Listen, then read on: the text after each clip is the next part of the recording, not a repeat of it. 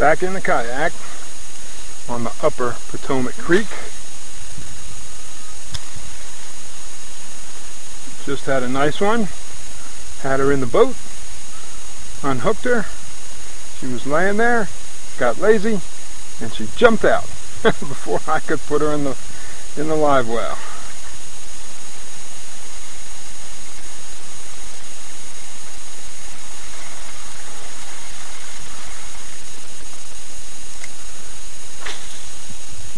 Just keep basically fishing this channel. This little channel in the weeds is kind of blowing over into the main channel. So that's of course where all your predatory fish are going to hang out, waiting for bait and food to be pushed out to them.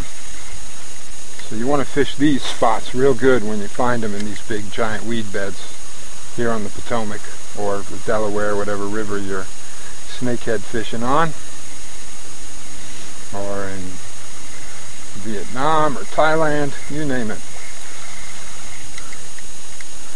And you want to fish inland a little bit, because these weeds are actually thin right here, and snakeheads tend to come up and down through the weeds, chasing like that those little fish. So just like that last one I caught, you never know, and they'll just be sitting in a little pool catching a little morning sun.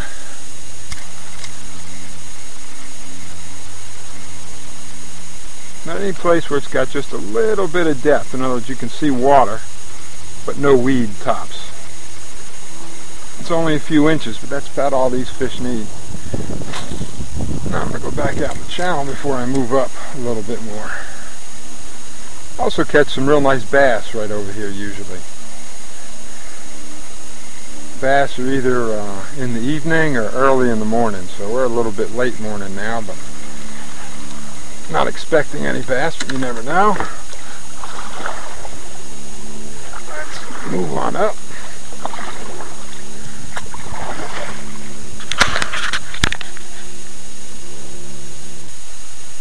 Should be an active edge. Seeing little fish, some swirls.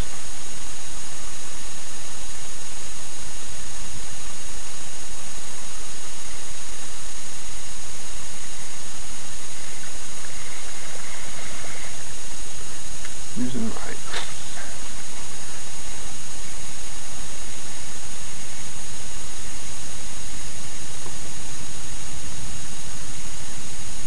look like a little gar.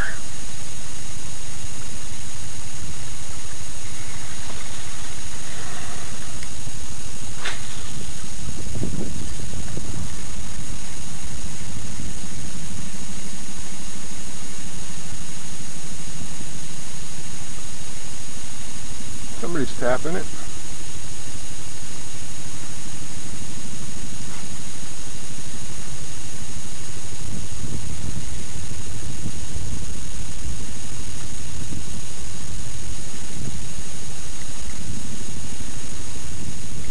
Oh wow, not enough to get him to bite.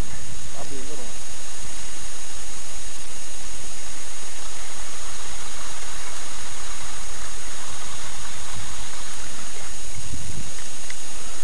Try in the weeds.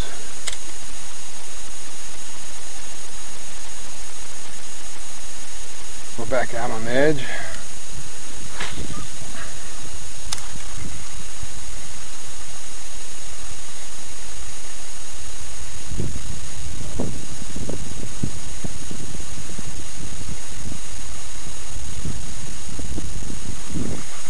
Always your little footers in there and you wonder.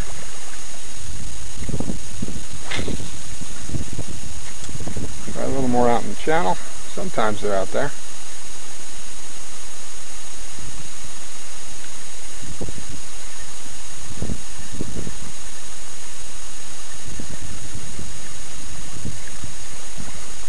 Right there, you want to get that toad, that action, make that little bloob bloob bloob noise.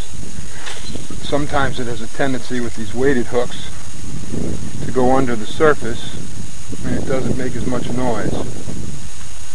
Snakeheads seem to be really drawn to the noise first, color second.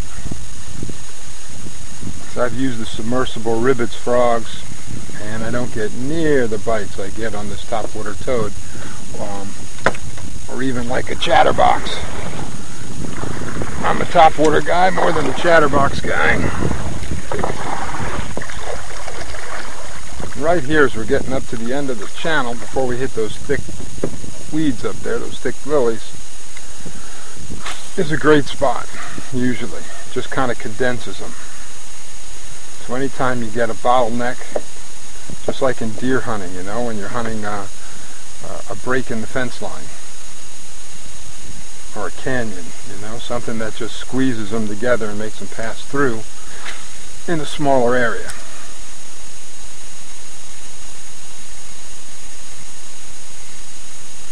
There goes a garfish. You can tell by the swirl.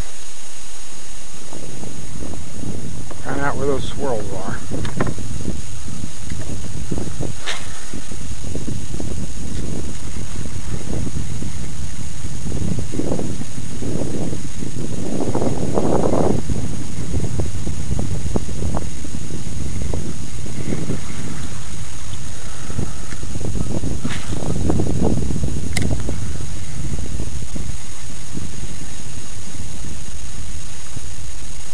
Here he comes. And got him! Got him! Got him! Very nice.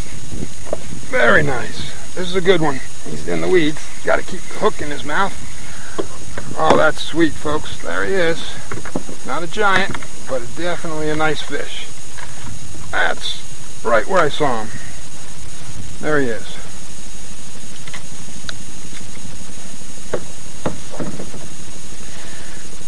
I tell you, they just keep knocking my toad off. Expensive.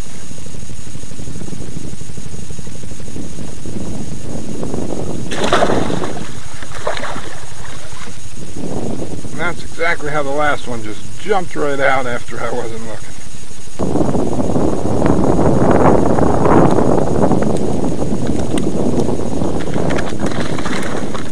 Just had a real nice strike. He jumped right over it. Let's throw it back out there to him.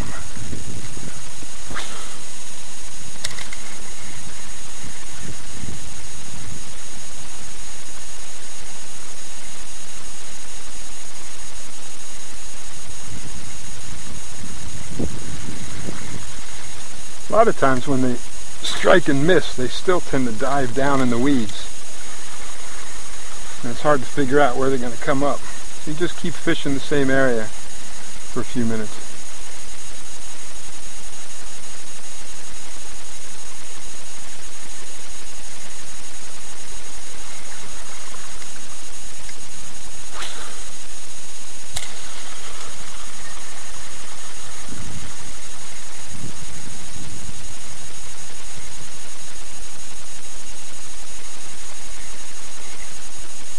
Change your speed.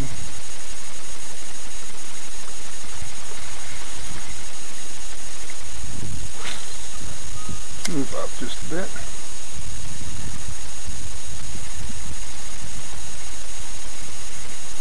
Oh, the lure's a little wrapped, but get it in here. Fix your hooks.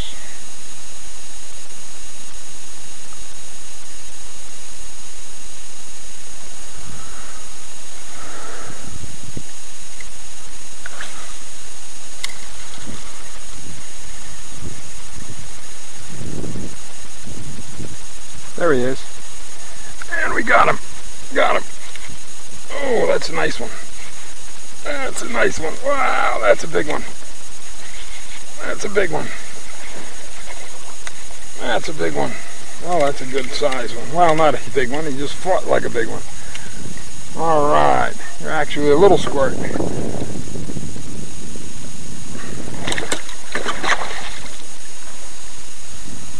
He just was hiding in the weeds, made it feel big. See if my frog pops up to the surface.